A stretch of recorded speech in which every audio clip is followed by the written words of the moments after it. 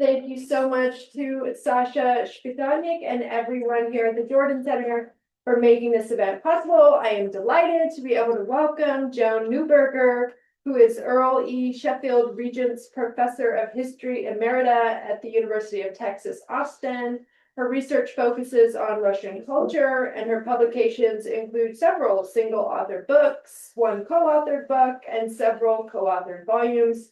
Her main focus is politics of the arts, and especially relevant for our purposes today are the terrific contributions she has made to scholarship on Eisenstein, including Ivan the Terrible, the film companion from 2003, and the exquisite This Thing of Darkness, Eisenstein's Ivan the Terrible in Stalin's Russia from 2019, which won the American Historical Association's George E. Moss Prize.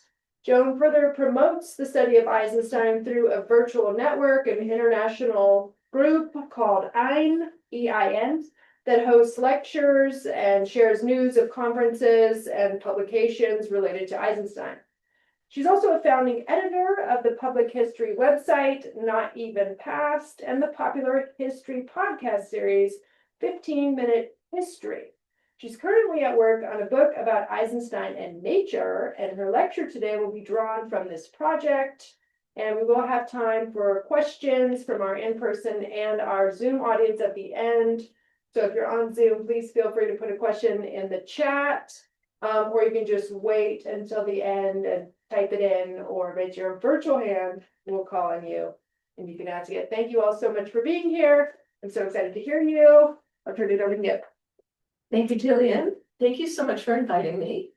And thank you, Sasha and Daniela, for helping me get set up. And thanks everybody here for coming in person. So I get to look at humans. It's great. And thank you to all the people also who are here online. It's great to see so many people. So I'm going to share now, right? Share your screen. Yeah. I hope this is the right one. Is that right? Great. Okay, good. So I'll start now. So my topic today is nature in the works of the great pioneer filmmaker Sergei Eisenstein. And I don't know how many people here are that familiar with Eisenstein or how familiar you all are. So let me just introduce him by saying that in addition to being the most important Soviet film director in the first half of the 20th century, he was also one of the very first film theorists. And his writing about film is extremely wide-ranging. He was interested in every aspect of film form, of film production, of film reception, of film history, and these interests took him very far afield as well, from prehistory to contemporary brain research. He was a voracious reader. Oh, okay, so I need, how do I click? Do I just click? Yeah, you should be. Just click, yeah, okay, great. So here's part of his library as it was set up in an apartment in Moscow before the government stole all the books. Anyway, he was a voracious polyglot reader, and his writing draws on a really incredible knowledge of art and ethnography, psychology, history, from every continent in the world. A single passage in one of his works might discuss European modernist music, East Asian landscape painters, Peruvian pre-contact ceramics, Mexican graphics, African masks, American detective stories, Shakespeare, Machiavelli, Confucius, Ovid, Tolstoy, Joyce, and Walt Disney. And I take that from one passage. That's really not, I'm not making that up. So sometimes it's just exhilarating to read him. Sometimes it's infuriating because he really avoids syntax as much as he possibly can.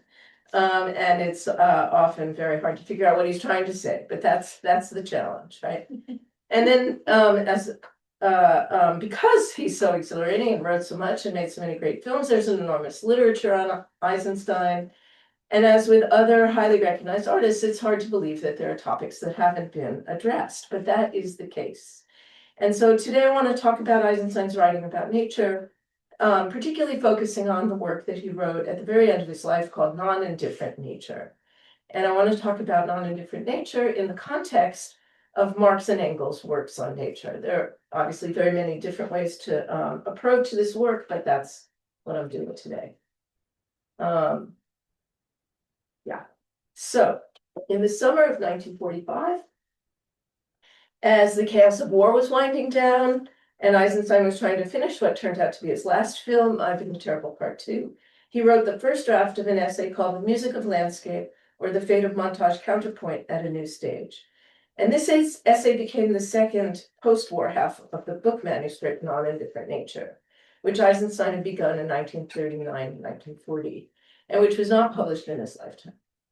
Rewatching Battleship Potemkin in preparation for teaching the film to his directing students in Almaty, Kazakhstan, where the film industry had been evacuated during World War II, Eisenstein was struck by the extraordinary functions that music shared with landscape in silent film. Their ability to convey the polyphonic, multisensory, embodied experience of nature, and their consequent ability to embody and evoke feelings. This makes sense. Both are nonverbal forms. Music and landscape are freed from the burden of explaining characters, or they're freed from storytelling altogether, and thus both are capable, as he put it, both are capable of emotionally showing what is inexpressible by other means. Landscape, he found, is least of all a catalog of trees, lakes, and mountaintops. Landscape is a complex carrier of the possibilities for a plastic interpretation of emotions. Attention to this essay mostly focuses on the emotion, what I've just been talking about, on the ways that landscape and the ways that nature can carry the emotional, invisible, sensory emotional elements that landscape shared with music. Sorry, lost my place. So that mostly scholars have focused on this aspect. But for Eisenstein, the sensory, emotional, invisible, and idealist was never far from the rational, the narrative, and the materialist.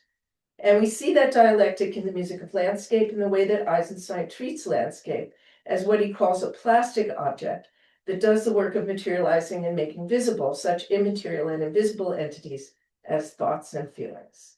In fact, he saw landscape as a consummate object for exploring the central dialectic. The material and sensory emotional potential of landscape in film is an elaboration of a principle that he set out very early in his career in 1925-26 in a short text that he wrote called The Play of Objects. And that principle is the effective expressivity of objects. And the effective expressivity of objects brings me to the main subject of this paper, that is the socialist politics of nature. Writing on the relationship of humans to nature, the porosity of the body in nature, this kind of writing stretches back centuries, as Elena Fratto and Riccardo Nicolosi have written recently in a great collection of articles in the Russian Review.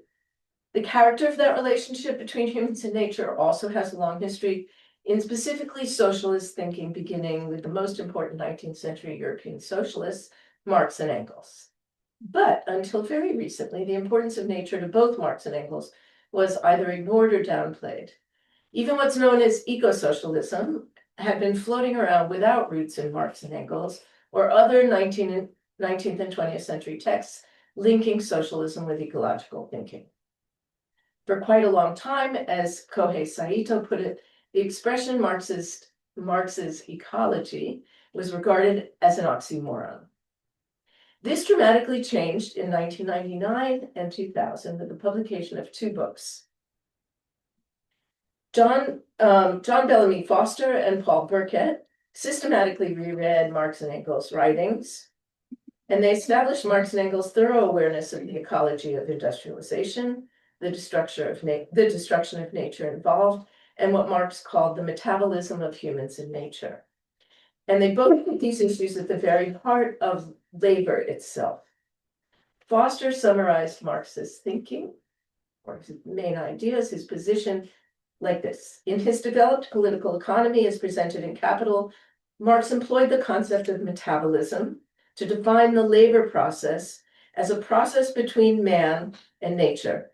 Now, I have a little sick there because this is, 19th century writing, so we have to deal with this gendered language, which drives me crazy, but I'm not going to say sick every time. I'm going to use the word man, even though it irritates me to do so. So, metabolism is at the very center of the labor process, a process between man and nature, a process by which man, through his own actions, mediates, regulates, and controls the metabolism between himself and nature.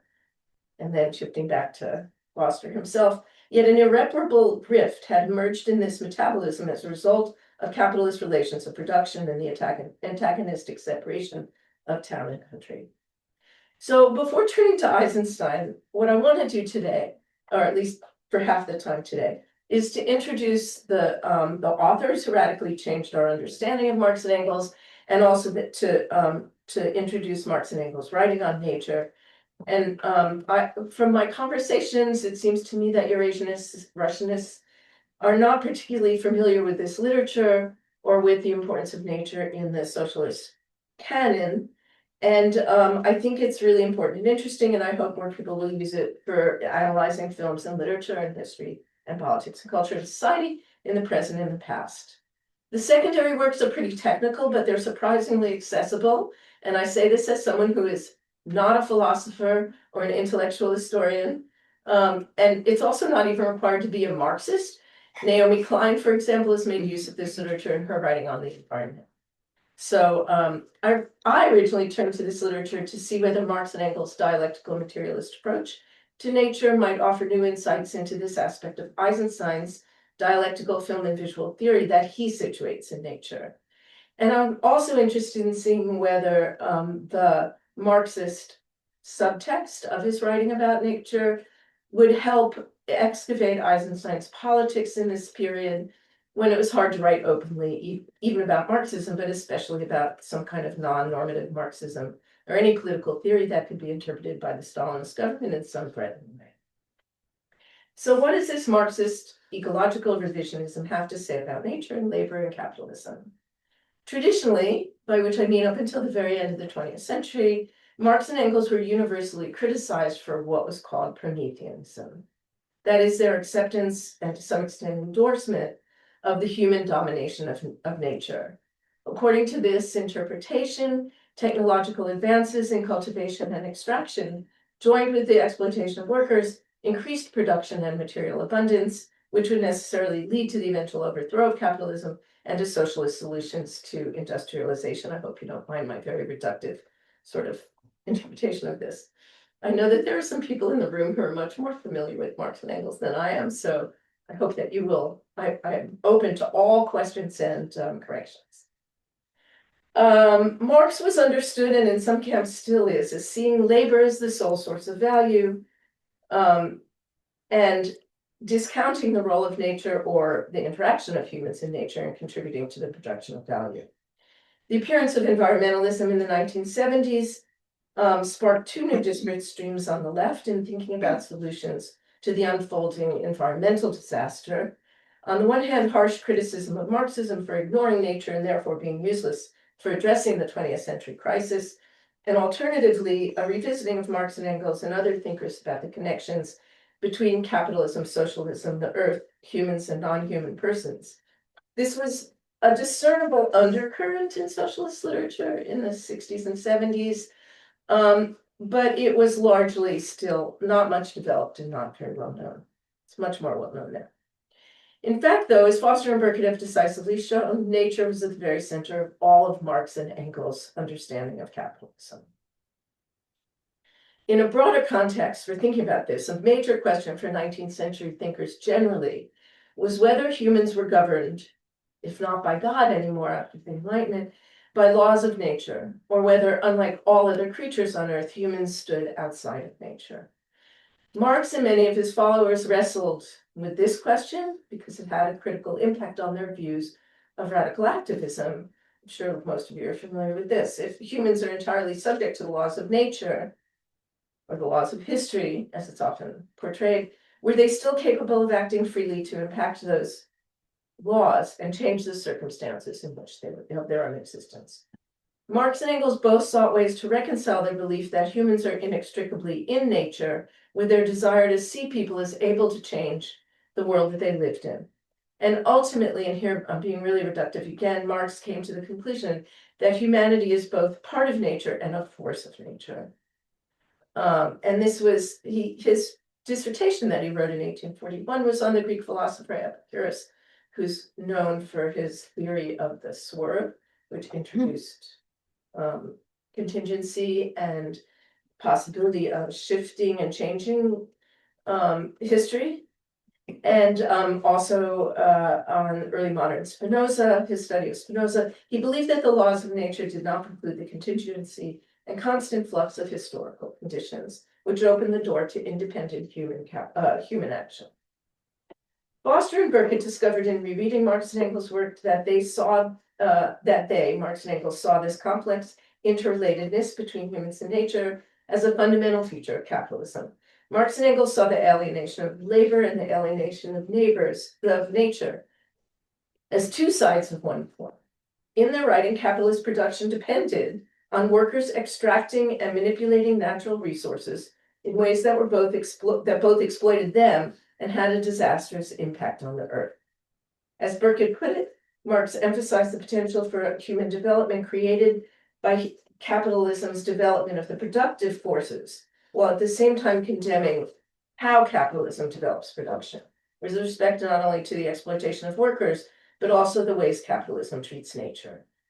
The metabolism of humans and nature might be benign, but the capitalist interference in that metabolism created what Marx called and what Foster really developed as a metabolic rift that exploited the workers and robbed the earth. In Capital, Marx wrote that capitalism undermined, quote, the original sources of all wealth, the soil and worker, unquote, and with devastating effects. As Engels put one of their central arguments, I think I have this.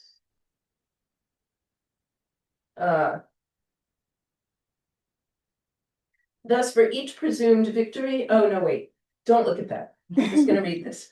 Thus, for each presumed victory over humanity, thus, for each presumed victory of humanity over the natural world of which we are a part, nature takes its revenge on us, leading to widespread natural ecological devastations in the world wrought by capitalism and colonialism. He also wrote, quote, humanity, though seemingly triumphant over nature, was capable of producing its own antithesis in capitalist society by undermining its fundamental relation to nature, of which it was merely a part. In other words, Marx and Engels were fully aware of the ecological contradictions and environmental crises of their time, and saw them not simply as elements of superstructure subordinate to economic conditions, or as incidental peripheral contributors to economic conditions and alienation. They saw ecological crises as directly caused by extraction, production, capitalist accumulation that represented a fundamental facet of capitalism. The metabolic rift was, quote, a rift in the condition of human civilization and life itself in a much broader sense.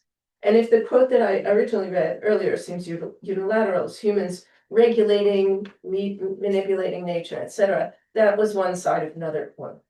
Because while humans carry out and regulate productive activities that impact nature, production itself, quote, still don't look at this, production itself, quote, depends, I just get confused, depends on eco-regulatory processes that supersede specifically human production.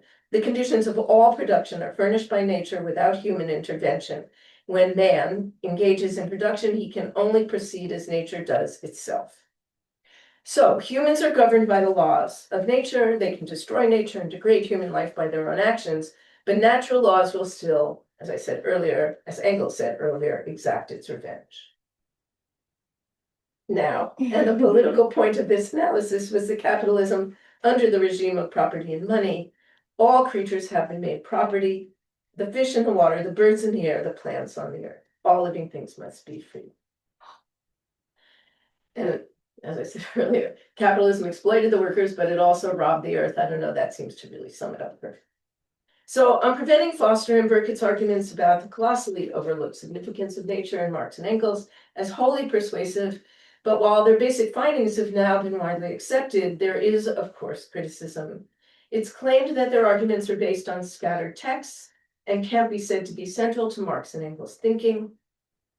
That Marx and Engels had no deep understanding of the connection between nature and capitalist accumulation, capital accumulation, that they failed to account for the crises of whole ecosystems, and that the Marxist understanding of nature is still incapable of addressing environmental problems and the politics involved in the present. Foster and Burkett then co-authored Marx and the Earth to counter these critics. And if anything, Marx and Engels' specific critique of capitalism and the metabolism of human nature seems to me to be more useful today than ever. And numerous authors, including Kohei Saito and and John Bellamy Foster, have written new books to show how Marx and Engels' works can be useful in addressing the contemporary climate disaster.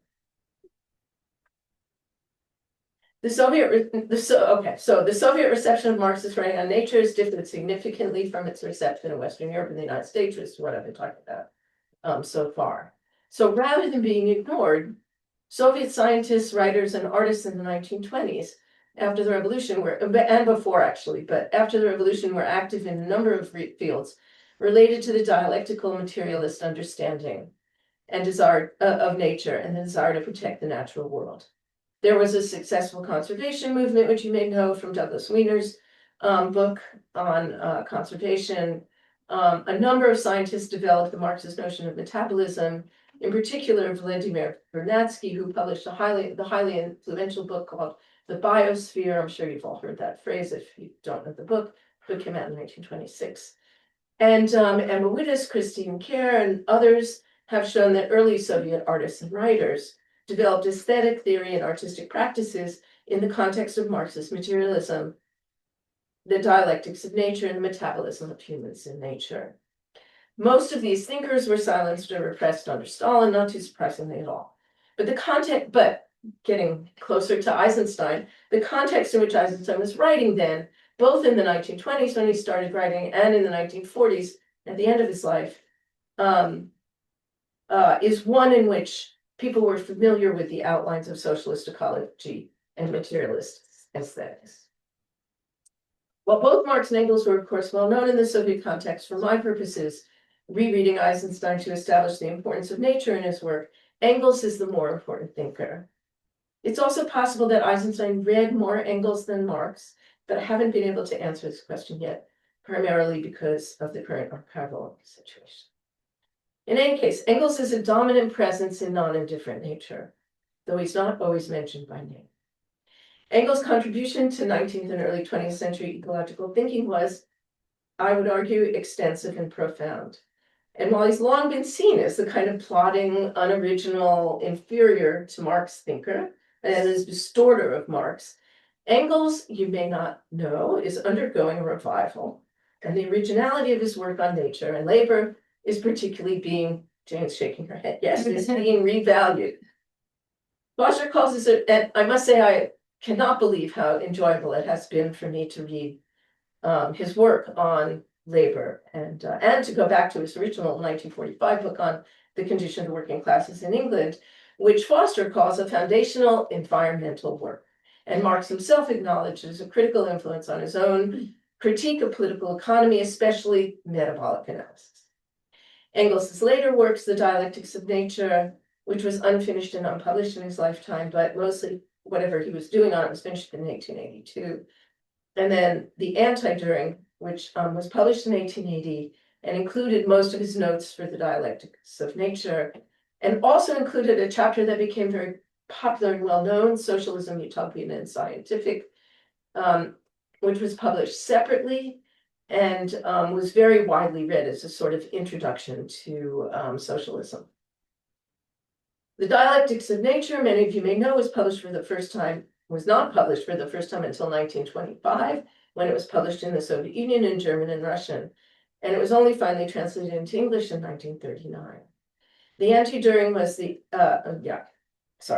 all of these, Engels showed an acute awareness of the degradation of the natural environment, the capitalism visited on the working classes, rural as well as urban, and placed nature at the center of his understanding of labor, historical change, and revolution. Engels' famous critique of working and living conditions in Manchester in 1845 was based on keen observations of social life, but also very crucially, very early work of his on extensive study of the natural sciences, something that he would continue throughout his life, something that Marx picked up very late in his life. Like Eisenstein, Engels had no trouble making connections between what might seem to others like disparate fields of knowledge. Science and social observation gave Engels new dimensions on the dialectics of nature, but also insights into the problems of working class life in Manchester in his observations in 1845. His great contribution to the dialectics of nature and history is based on his study of three key 19th century scientific innovations. First, energy and laws governing its qualitative transformations. Second, the cell as the basic constituent of life. And third, Darwin's discovery of the evolution of species. All of these, thermodynamics, cell life, and evolution, are in the business of producing new forms. These scientific advances demolished the existing mechanistic view of nature as a set of, quote, fixed frozen conceptions. And in its place, life, quote, is in continual metabolic interchange with the natural environment. Oh yeah, this is earlier, don't worry about that. Those are some new books, the new books that came out. In this context, Engels wrote, nature is the proof of dialectics. And what he meant is that nature teaches us to comprehend things in their essential connection, concatenation, motion, origin, and ending. And the metabolism between human and nature, while central to Marx's theory, is more fully developed in Engels' later works. These are both the core arguments of dialectics of nature and the anti-Düring, as well as the key connection between Engels and Eisenstein. You're getting there. Engels emphasizes the metabolism of human and nature, as well as metabolism in human and history for producing new forms. Quote, nature and history had to be understood dialectically, not necessarily as thesis and antithesis, but is capable of interacting to produce the emergence of entirely new forms. In like manner, and here's a longer quote, every organic being is every moment the same and not the same. Very Eisensteinian concept. Every moment it assimilates matter supplied from without and gets rid of other matter. Every moment some cells of the body die and others build themselves anew.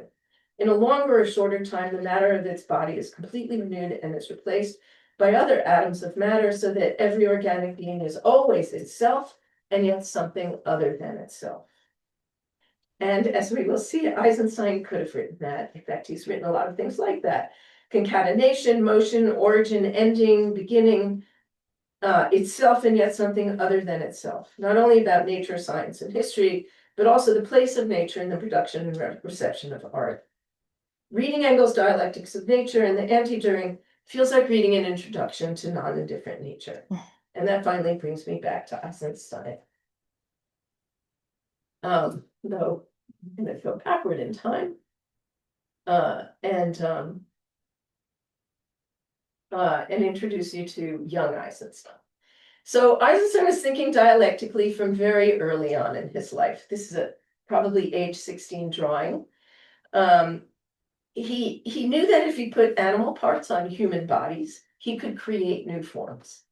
This is an early conception of what would become montage, but also an early form of what would become his fascination with hybrid forms in nature and with the human immersion in nature, which I'm arguing here is a form of dialectical synthesis. There's a lot one could say to connect these early teenage works with his later theory in films, but time is short, and so you don't need to listen to me for another half an hour, but there is a lot, so skipping ahead, he gradually finds that he wants to make connections, not necessarily collisions of early montage theory, but connections among his incredibly extensive reading and his experiences traveling in Europe, the United States, and especially Mexico, where the natural world that he encountered there transformed his thinking about history, culture, the body, identity, visual perception, and much more. And so this idea of creating connections between all the things I just listed and creating new forms of unity, new kinds of unity, new theories linking all of his interests into a kind of unified method. And so his major theoretical work or what's usually seen as his major theoretical work, was called Method. This is a word cloud I made from the one of the published versions of Method.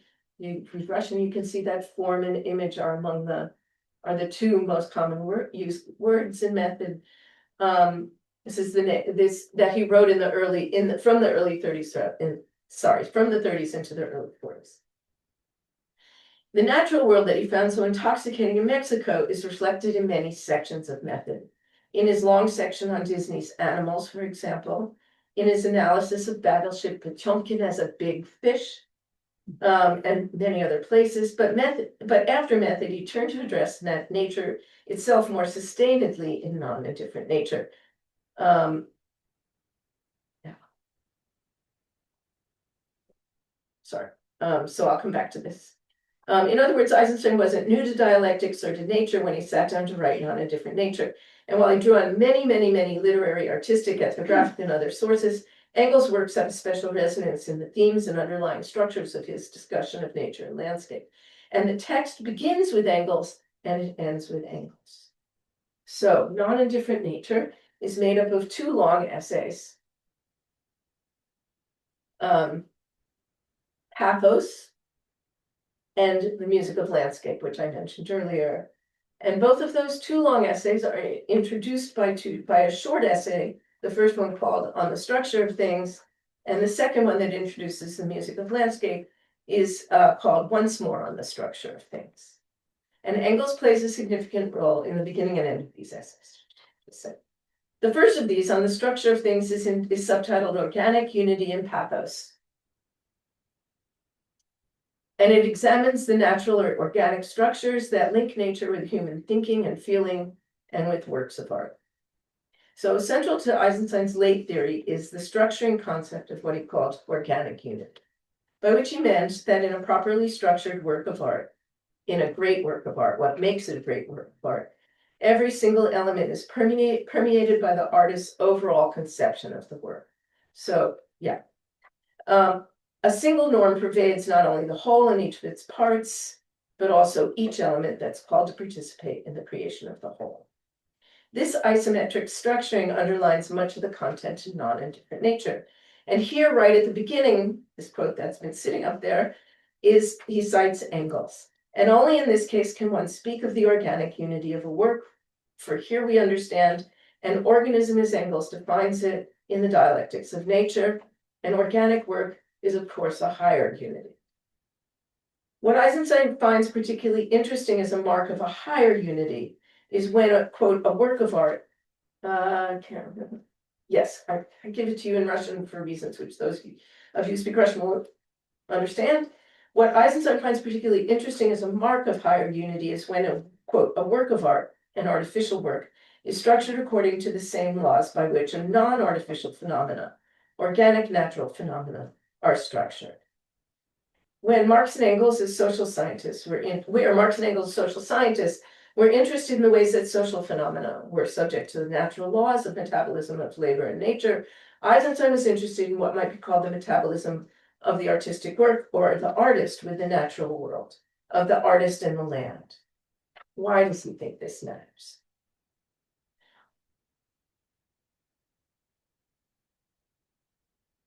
A work of this type, of this higher unity, has a very particular effect on the perceiver, and not only because it is raised to the same level as natural phenomena, but also because the law of its structuring is also the law governing those who perceive the work, for they too are part of organic nature. The perceiver feels organically tied, merged, and united with a work of this type, just as he feels himself one with and merged with the organic environment and nature surrounding him. To demonstrate this conception of organic unity, Eisenstein examined two defining structures of the battleship Potemkin. Remember, I started off by saying that he was studying Battleship Potemkin in order to teach it, and he decides then in writing Non-Indifferent Nature to examine it again. And so this is from that first introductory essay on the structure of things. And he does two things.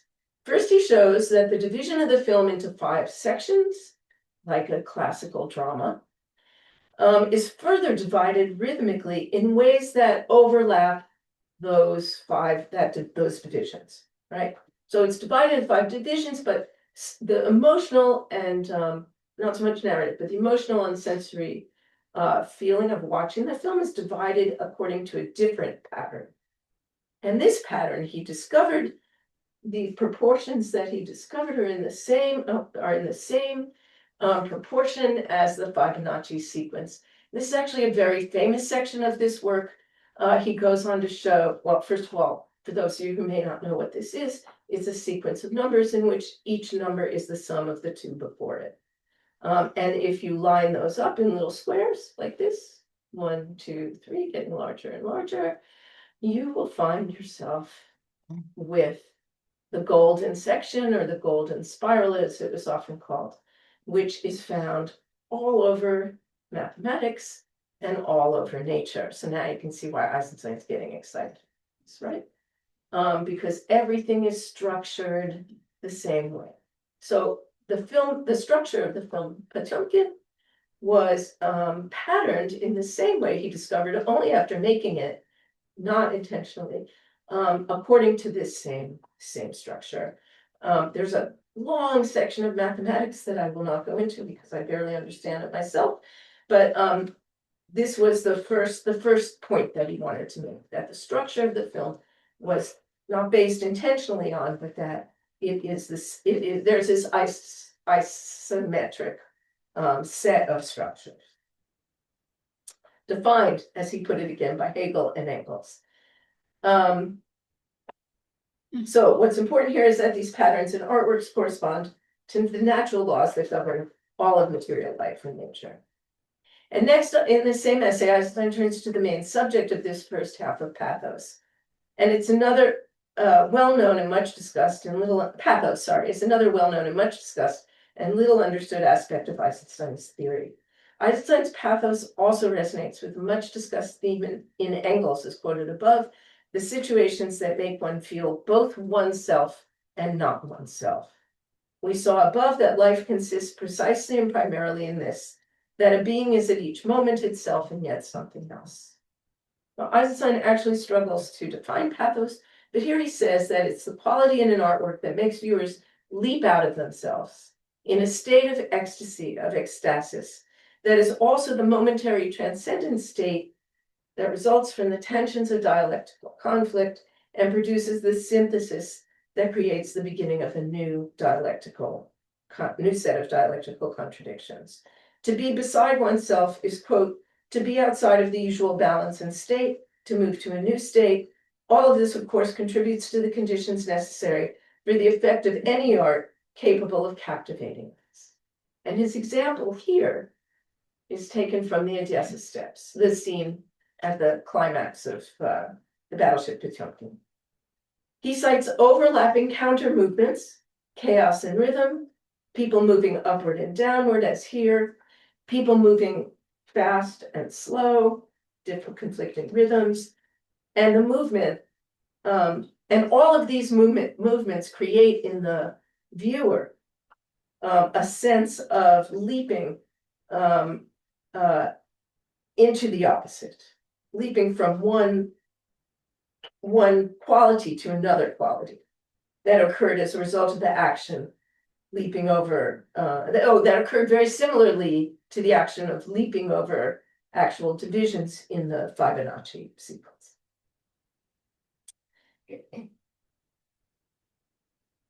He ends this section the way he began it, with the organic as a higher form of unity. Higher because it incorporates multiple forms of dialectics in which phenomena reach ecstasis, a state of resolution and transformation.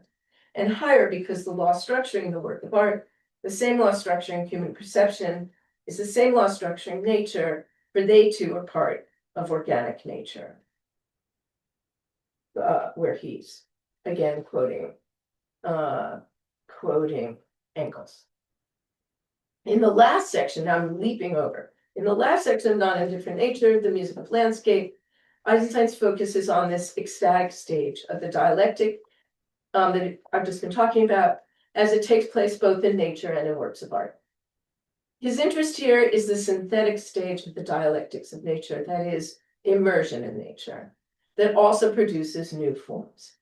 Everywhere this was the emotional landscape,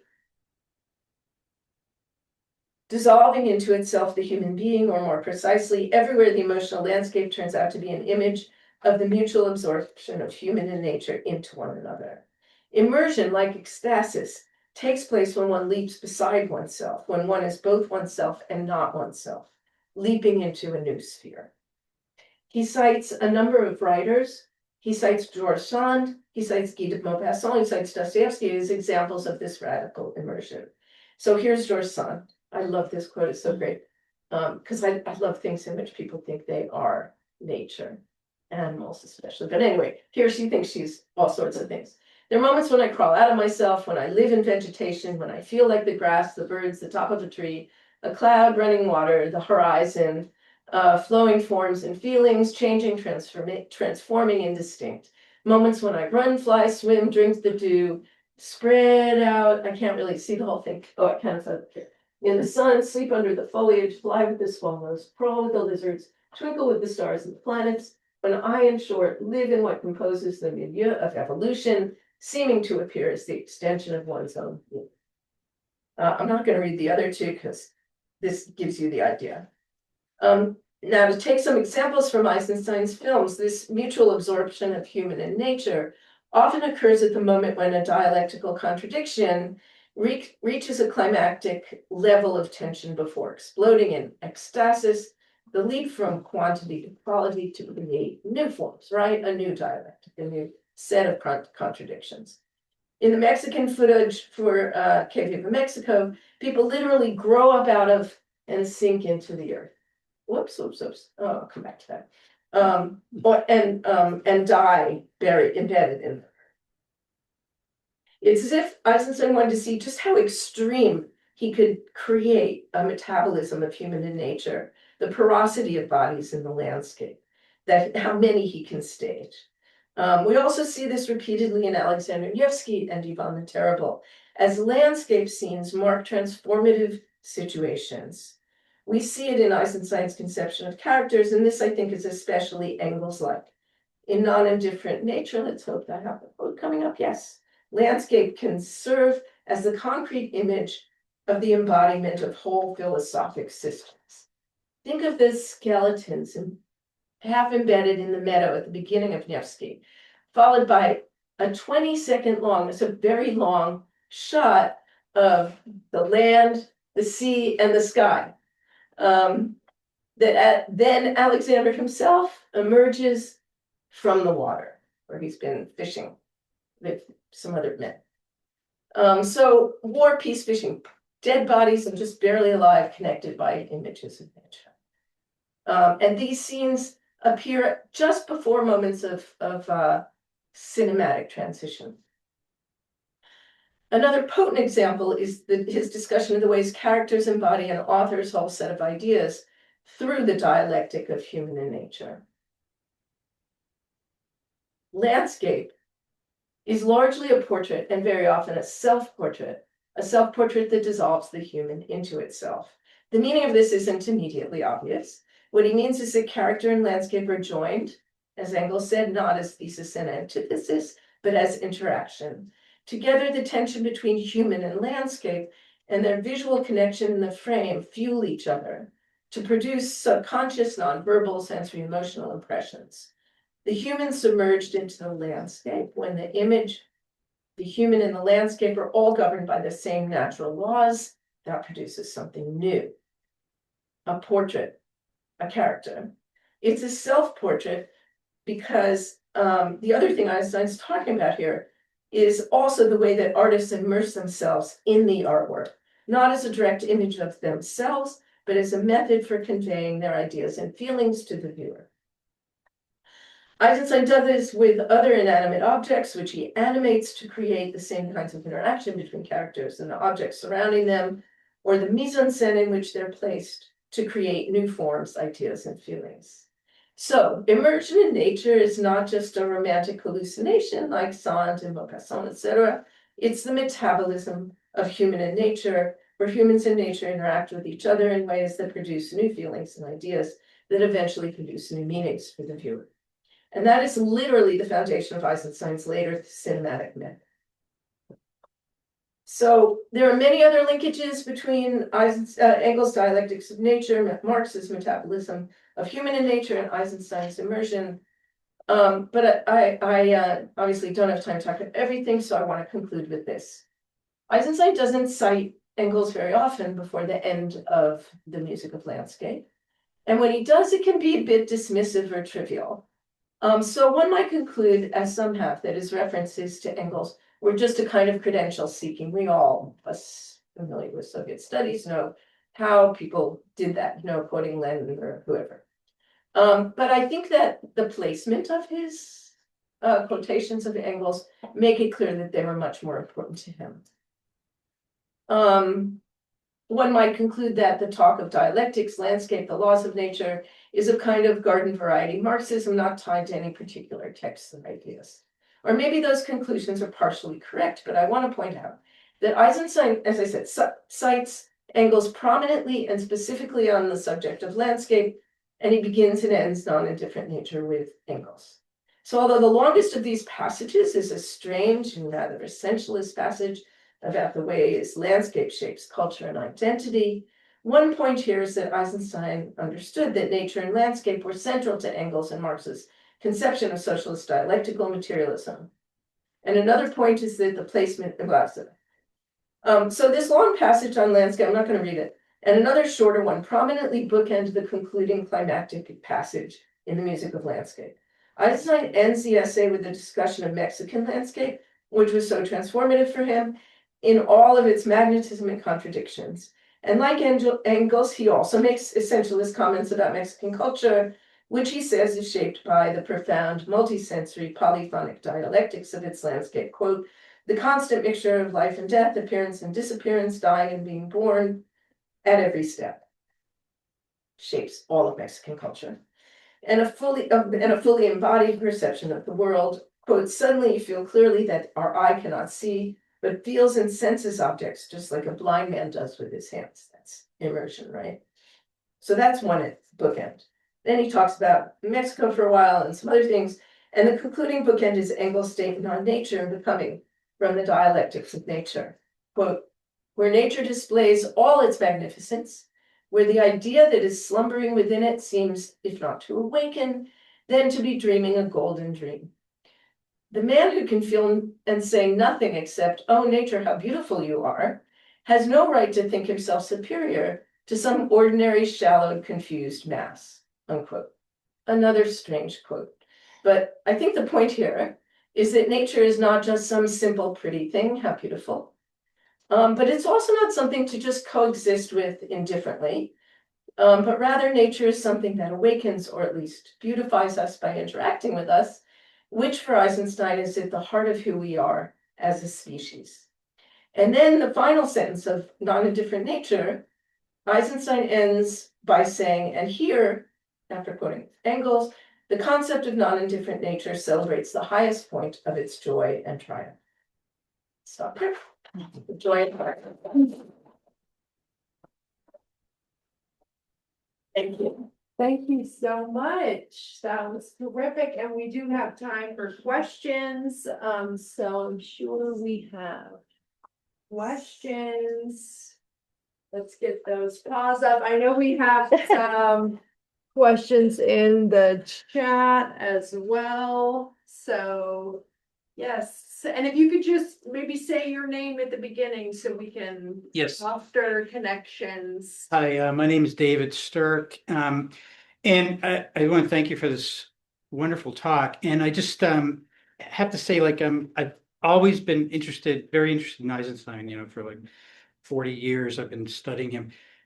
But I've been also interested in Central Park. I mean, I wrote my dissertation about Central Park. Currently teaching a seminar on that.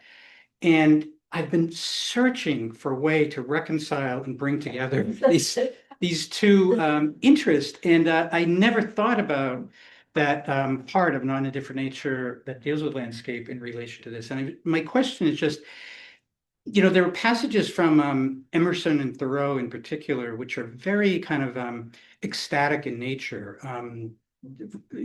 Emerson's transparent eyeball speech in nature, and I don't know, Thoreau on Katahdin, for example, talking about being outside of himself.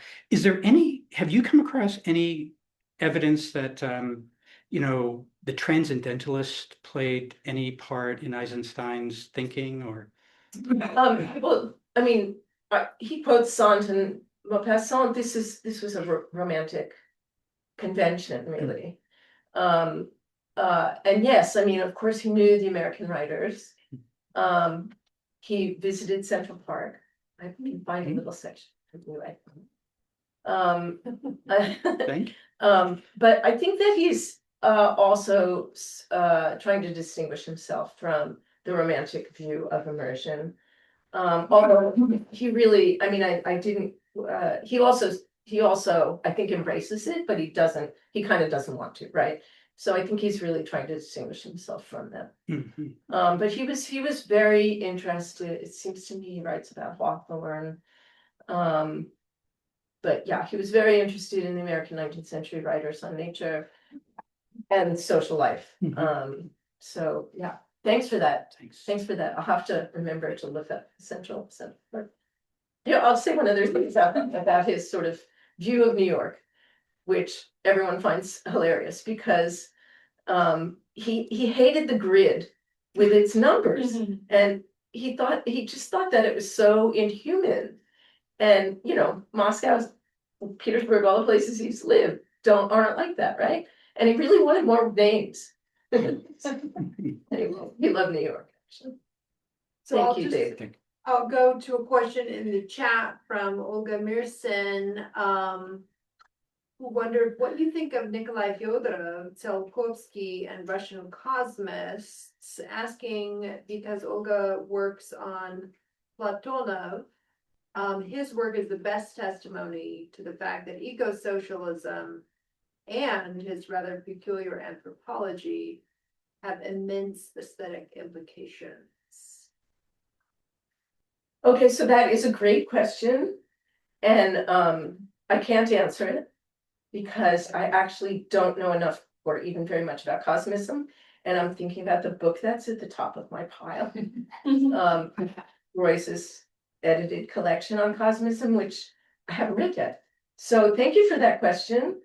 I love, like everyone here, I'm sure, Platonov, and Eisenstein wrote about Platonov here and there. But of course, I was really hard, not much was known about him. So that's all I can say. I'm sorry, but thank you for the question, because now I know I really have to keep it at the top of my pile. So Olga has actually contributed several more comments. So what we can do is we can just intersperse questions from the room with further questions and suggestions from Olga. I'm sure we have some more questions in the room. Yes, Julia. My name's Juliet Koss, and I was really pleased that you said joy right at the very end, because I had written down, what is the place of joy in all of this? Joy and pleasure and desire, which, can you say more about that ending that you gave us? I can. I mean, it doesn't. So it doesn't play a huge role in Nonindifferent Nature, but in method and in everything else he did, sexual desire is a major theme. And I mentioned at one point about his footage for the film Que Vive Mexico, being, I think, an experiment in trying to see just how far he could push immersion in nature. At the same time, he also made a huge number of drawings of people and animals having sex. And I think that is also an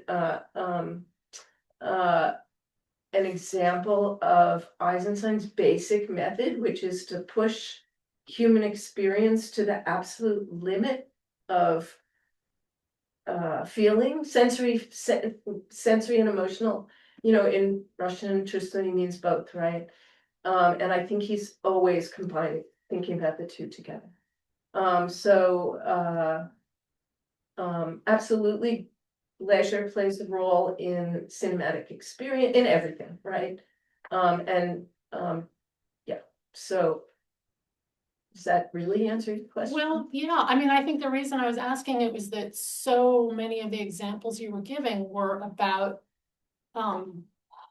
death, and I guess death and by implication rebirth, but the screenshots and the examples were, and I guess the idea Right. of pushing it to the extreme helps me understand both of those Mhm. sides of the coin. Well, in this case, you're right, it's death because a lot of those scenes of immersion in nature precede rebirth, right? Precede transition, Right. which was my point, but you know, all of his, well, let's see, yeah, all of his films have scenes of immense joy Right. and ecstasis, right, of ecstasy, right, dancing at the end of Ivan the Terrible,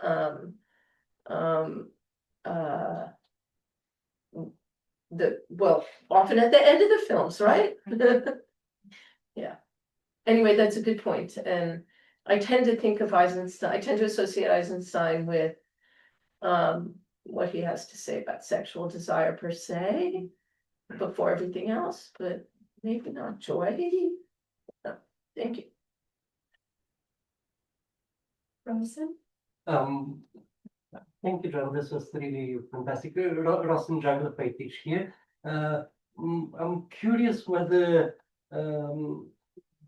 Eisenstein was working with also secondary sources on Marx and Engels, with the interpreters, critics, broader Marxist thought, or whether he was purely working on the primary texts. Yeah, that's also a really good question. So he definitely was reading some of the other Marxists. He read Lukács, who is kind of the villain here, right? Because he wrote that, I didn't go into this, but he wrote that very famously that dialectics is not for studying nature, dialectics is for studying society and history, and for Western Marxists tended to just take that, and that's part of the argument why nature was not seen. But anyway, yeah, he read some of the other Marxists, but I don't see him. I'm trying to think how much he quotes them actually, and the stuff that he's writing. Yeah, is there a particular reason or a particular writer that you're thinking of, you're wondering about, or Not or quite so just- much, but just whether his interest was in a broader Marxist tradition of thinking on ecological.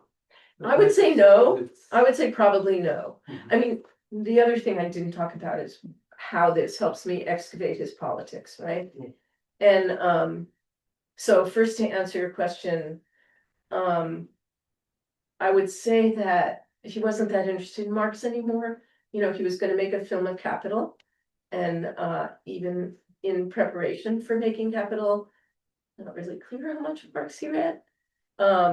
Understandably, Capital's really long, but he definitely read Engels. I mean, he read all these books.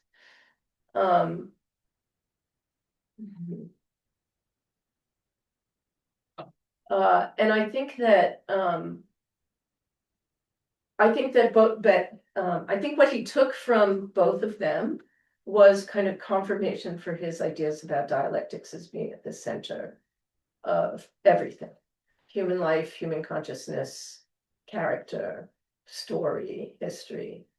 That the way things change is by conflict leading to some kind of resolution. And like the quote I like the best is Engels' quote that it doesn't have to be thesis and antithesis, you know. I used to think Eisenstein's dialectics was fuzzy dialectics, and Hegel and Marx and everyone else were like somehow more scientific. And then I started reading them and discovered they're just as fuzzy. I know, and like is always like, what is dialectic? So I keep that in mind. I'm thinking that. But I think for him that this idea of conflict resolution, conflict stepping outside yourself, and then I mean, really, mostly important for him is this transformative moment that one has when one a great work of art brings this out in people, which I think probably everyone in this room knows from experience. You can stand in front of a painting or watch a film or listen to music and you feel lost in it and transformed by it, right? He was really interested in trying to explain that, and I think this formula works for him to explain that. I think it also confirmed him as a democratic socialist, as someone who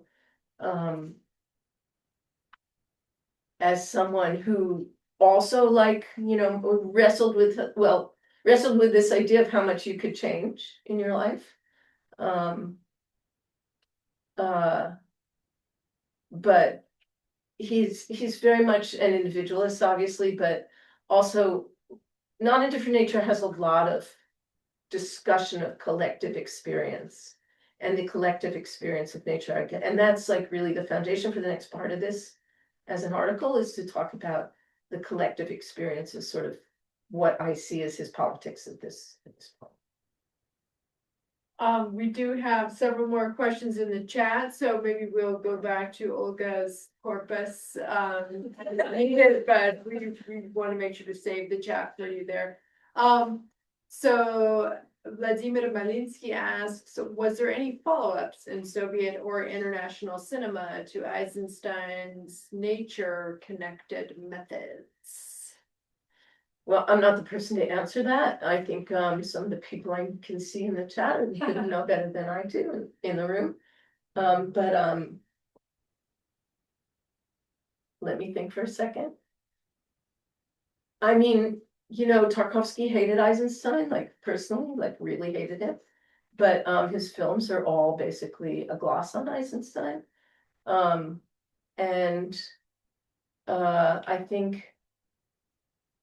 I think that some of the ways that he depicts immersion in nature, maybe especially, yeah, I would say definitely there's a legacy there.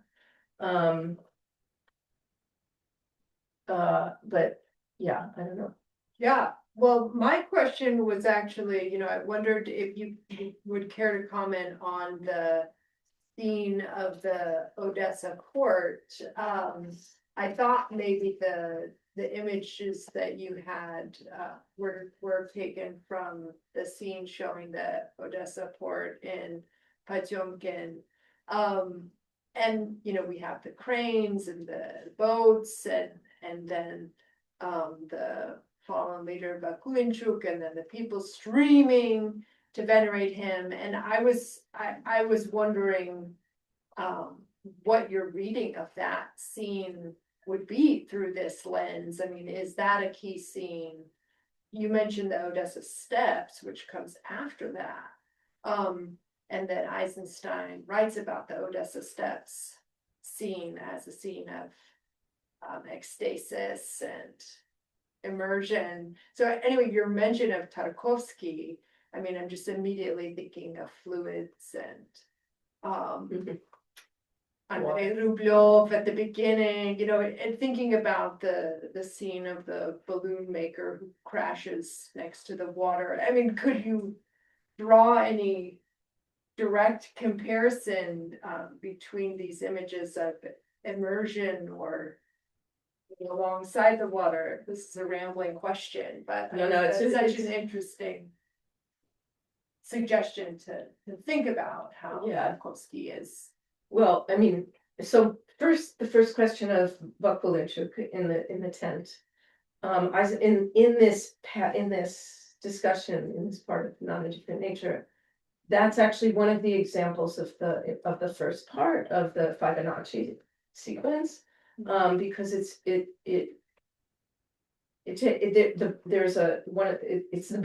beginning of one of the 5 parts, but it's introduced by this scene of the mist, which was maybe his favorite scene in the film, or at least he writes about it the most, and it's something that he felt was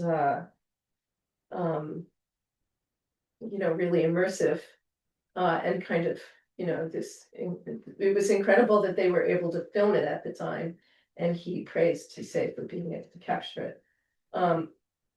So yeah, I mean, so that's the thing that comes to mind, thinking about that.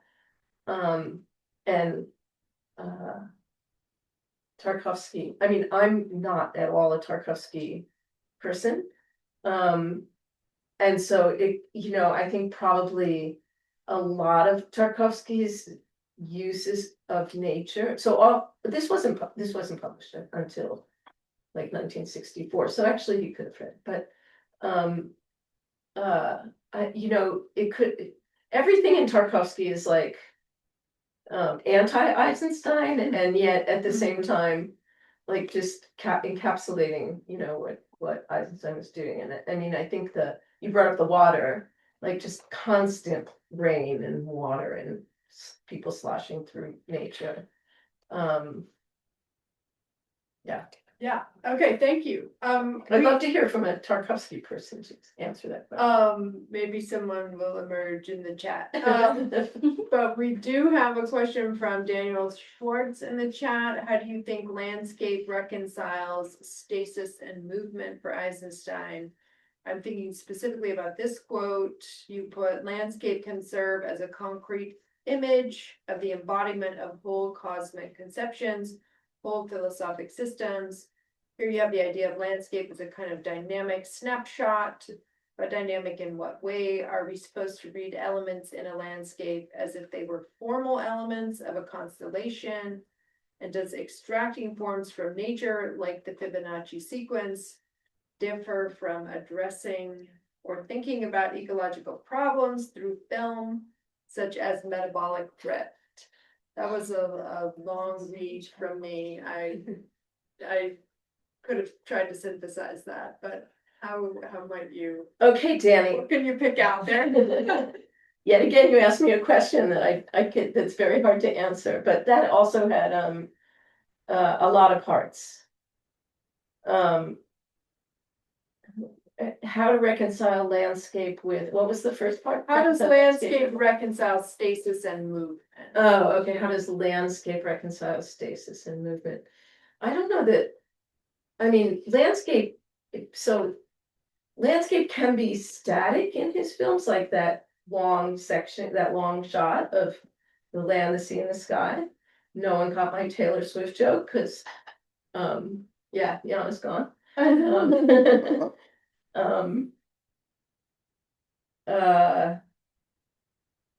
But it's also moving, right? I mean,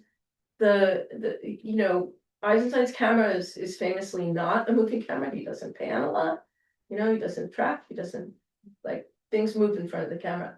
But we do have shots of panning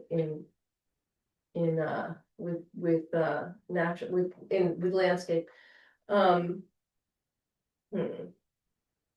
don't really know how to answer that. And let's see if we have another question. Thank you, Danny. From the room. Orion? John? Hi, I'm Orion. I'm a student in the comparative literature department.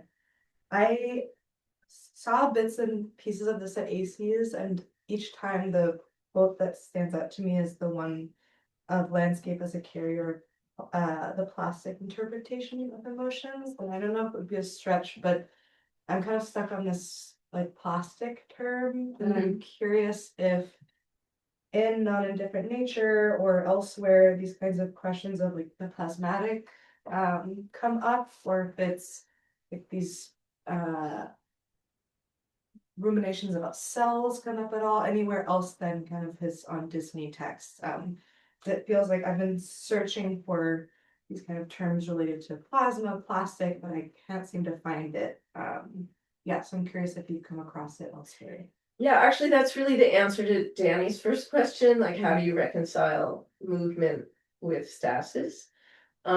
So Eisenstein uses the word plastic to mean material, two things. Material, something material, right? But it's also plasmatic, so it's something material that is shape-shifting. And shape-shifting in a kind of plasmatic way, that's what Disney, a large part of what the Disney passages and method are about. And I think that landscape is like just sitting there, but it's also it also moves, right? trees, you know, blowing wind, that kind of thing. They can, in that sense, landscape is plastic in both the static and the movement sense. I guess what I was more interested in reading this was thinking about human immersion in landscape, so thinking about character more than just what the specific, you know, when I went back to look at his films, what the specific uses of landscape were other than that. But yeah, thanks for bringing that up. Thanks for helping me answer Danny's question, or the first part of Danny's question. We have a question in the chat from Daniela Stella. I'm not sure if I'm saying that right. Thank you for the amazing talk. Have you encountered any sign or evidence of a connection to Bogdanov in Eisenstein? It seems to me that some of the ideas you discussed resonate with Bogdanov's idea of organization as the basis of everything, both nature and artifacts. Yes, Eisenstein knew Bogdanov, he wrote about Bogdanov, he read Bogdanov.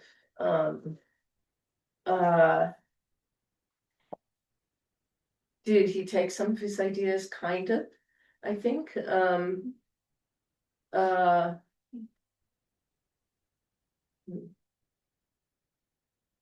Yeah, I mean, well, certainly they share notions of structure, right? That there are fundamental structures of things that have to be that are universal. They're universal structures of things, right? I mean, that could have many sources. So I'm not sure. I'm again, like, these are great questions, people. You all know about your people, and now I have to figure out what Eisenstein thought of them. I mean, yeah. Thank you, Daniela. I will have to go back and figure that out. Yeah, thank you. Do we have any more questions from the room? Follow up? Just to follow up, I don't consider myself a Tarkovsky expert by any means, but my thinking about Stalker, for example, is I've always seen that film as an environmental film. It's a kind of like film about the devastation wrought on the environment, to the point where, you know, speculation is that Tarkovsky and some of the actors came down with cancer as a result of sort of always immersing themselves in that polluted water where they filmed the film in Latvia, I think. But you know, what it brings up for me is like this kind of reconciling the, I don't know, the extractive nature which you talked about of socialism in the Soviet period, and how wedded, you know, Eisenstein is in some regard to that vision of kind of building of socialism that does overpower the environment, and how Tarkovsky is kind of reacting against that, you know, in some ways in his films. And I don't know if that's a way to, if you can reconcile that, but it's always been something that Eisenstein butted up against for me, you know. Well, are you saying that Eisenstein embraced the human control of nature? I've always felt that, like, that domination, that he sort of fell on that side of the sort of domination of nature in maybe, you know, in his early films. Maybe earlier, yeah. I mean, what comes to mind as Great. you're talking is the famous scene in The Old and the New, where the machine creates joy, right? And the lack of machinery was, you know, backward. But, yeah, at least at this point, I don't see that as being, I don't see that as being fundamental for him anymore, if it ever was. I mean, I think he always saw, you know, sort of his rural films. He always saw, I think, in dialectical contradictory ways. Mhm. And I think there's a new article actually by someone whose name I can't remember in Discourse about Eisenstein's celebration of nature in the old and the new. And his pushing back against this kind of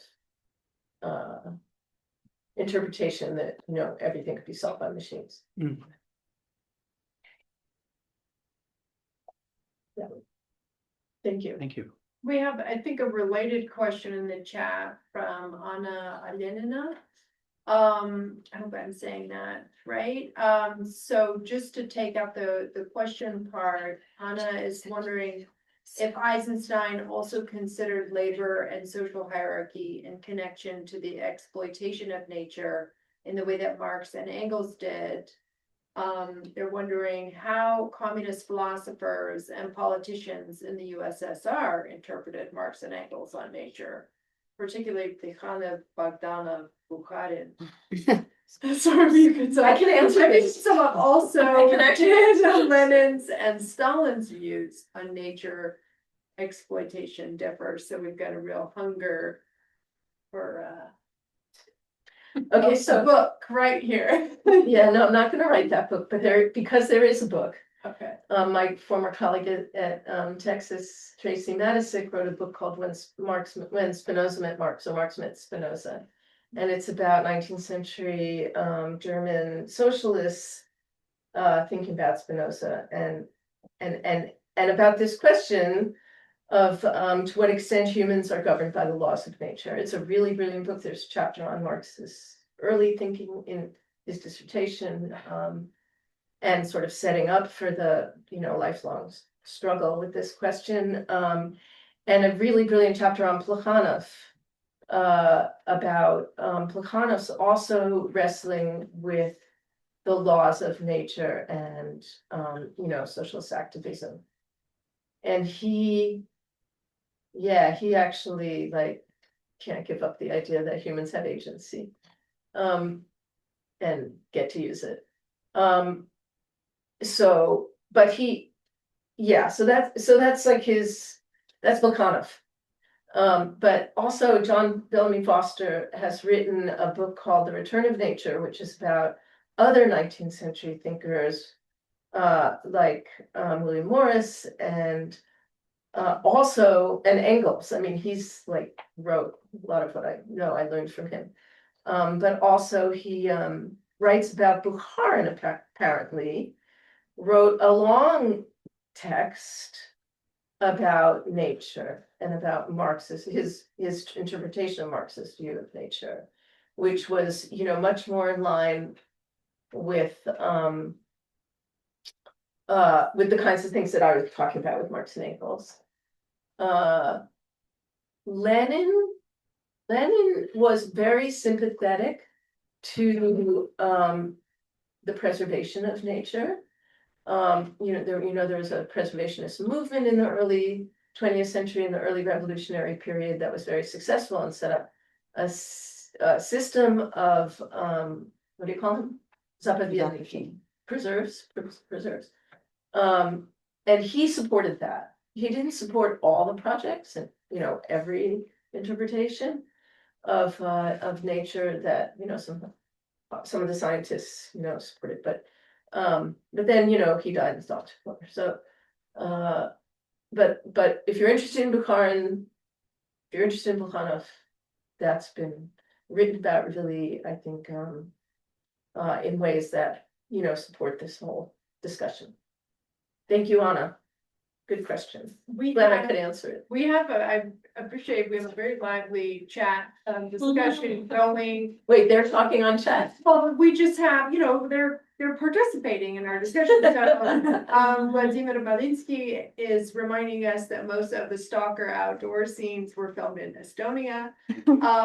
And we have Anna, reminding us that Eisenstein admired and wrote about Walt Whitman. Right, To the point about that was raised earlier, and then about transcendentalists.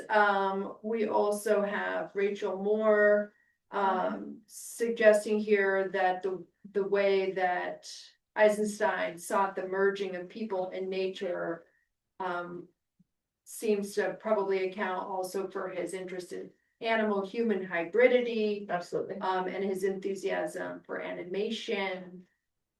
Olga is pointing out that this hybridity can be pretty ominous, though. Look at Hieronymus Bosch. Did Eisenstein like Bosch? He Who doesn't like Bosch? He certainly knew Tatiana's dream and Gogol's bestial imagery, not exactly all that positive for its users. That, I think that's an interesting question to think about, this immersion, which is sometimes more on the monstrous side, or I mean, and for me in Potemkin, something I'm always intrigued by is the way that the maggots seem to resemble the people in these swarms of people, Absolutely. right? So there's this way in which this metabolism is actually quite grotesque. Nature. So I wondered, yeah, you wanted to comment further on? Yeah, I mean, I'm really interested in human-animal hybridity, and especially in humans who become animals. For Einstein's also very interested in that as well.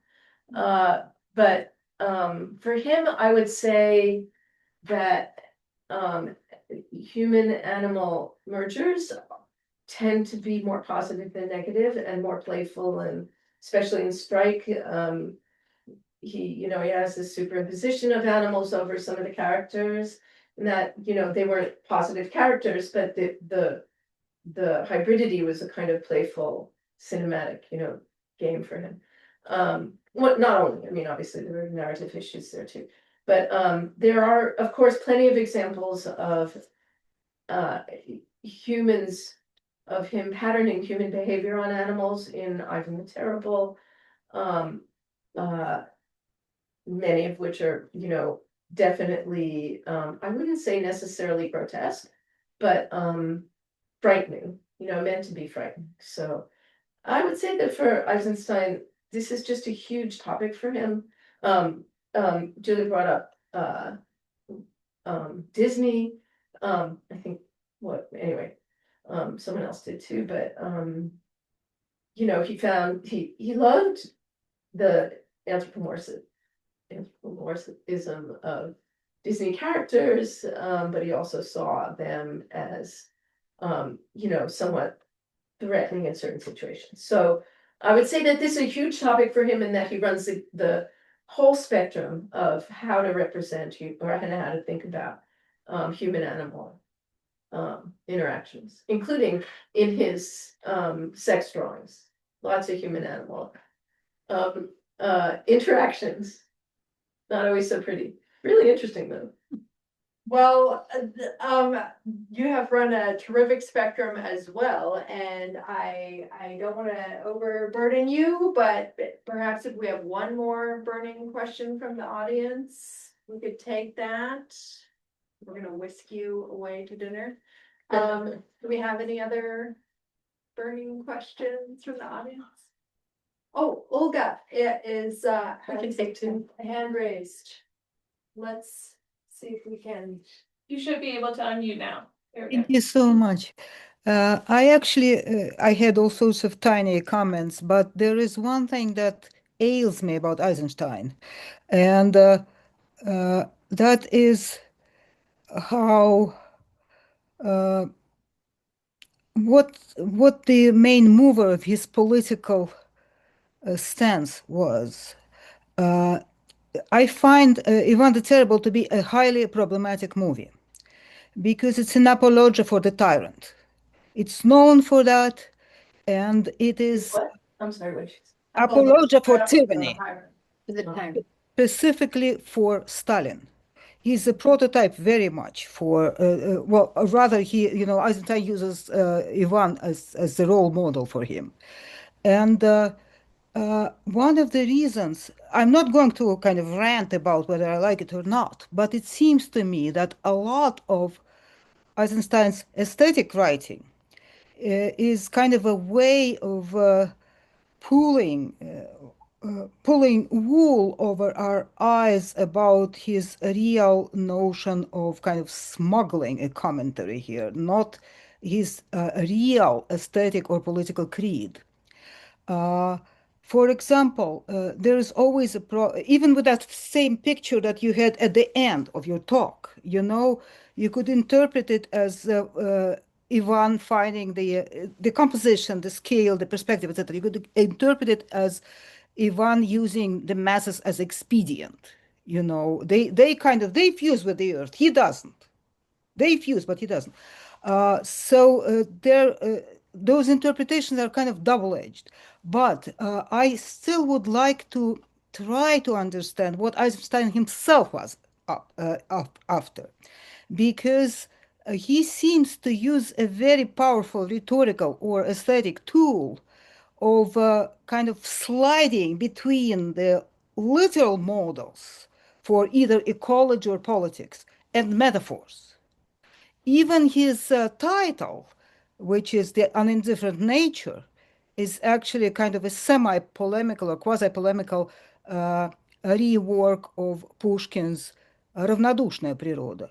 So it seems to me that he's constantly kind of playing this game of turning the tables on an imaginary interlocutor, which is okay, but it complicates the question of figuring out what he really thought, what he said in earnest, and what he used as metaphors or tropes. And I think to me that's still a key question, namely, the real relevance of his writing for his true practical and creative aesthetics. What did he do in order to kind of justify what he did for its own sake, not for the sake of any imposed program? Where did he pay lip service to ideological parlance, whether eco-socialist or Stalinist or utopian? Where did he really stand?